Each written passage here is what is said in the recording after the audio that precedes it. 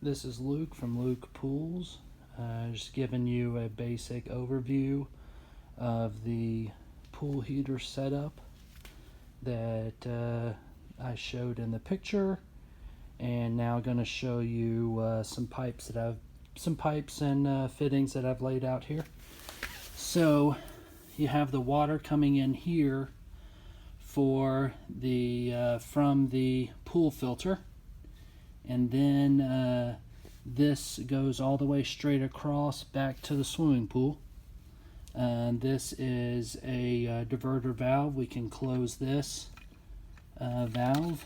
It's open right now. Close it.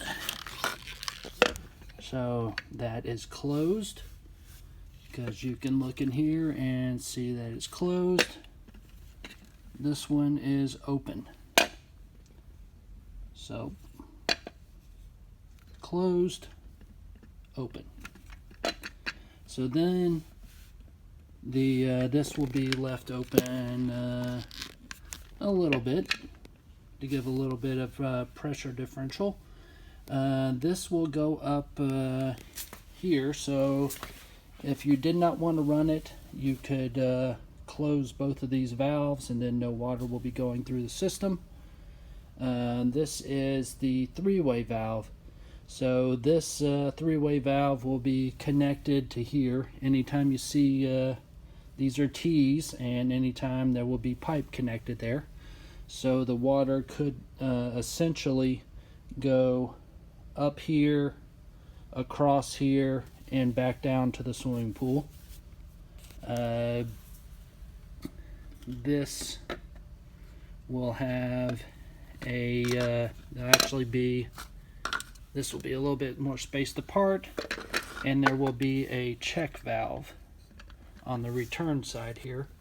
So this you can look down here, and this is spring loaded, has a spring, and it opens and closes when the water pushes against it.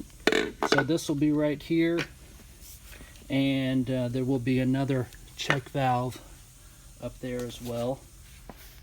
So this will go up, this will be the inlet for the heater, and this will be turned around like that, and then the water will be coming back down. So the purpose of this three-way, if you want to turn it on, you come out here, and that is the bypass, the off position. That is the on position.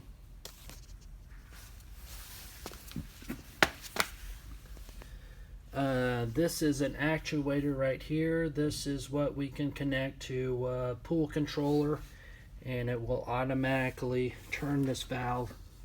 This comes off, and this slides onto there, and then will automatically turn the valve when the pool heater is engaged. You can have like a pre-timed timer where this will turn, and then there'll be like a 2-minute delay, and then the pool heater will turn on.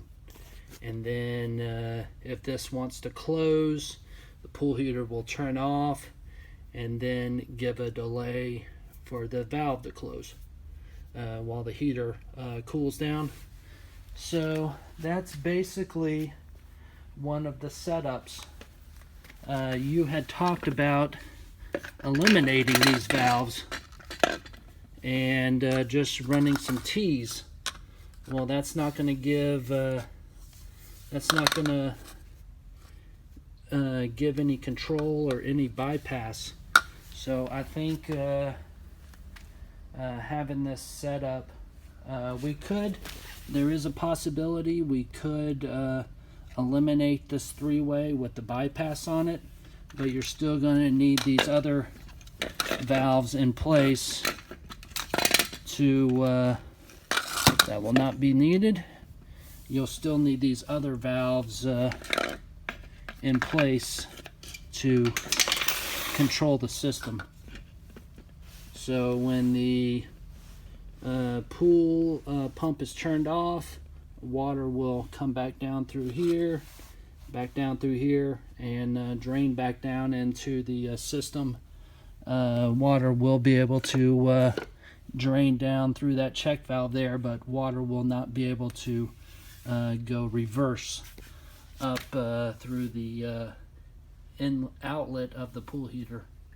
So hopefully that explains it. It's probably even more confusing right now, but there are two options, but I think having the three-way option is going to be the best fit. Also at the top, where the pool heater is, where the top of the pipe is, that'll be the highest point on the elevation.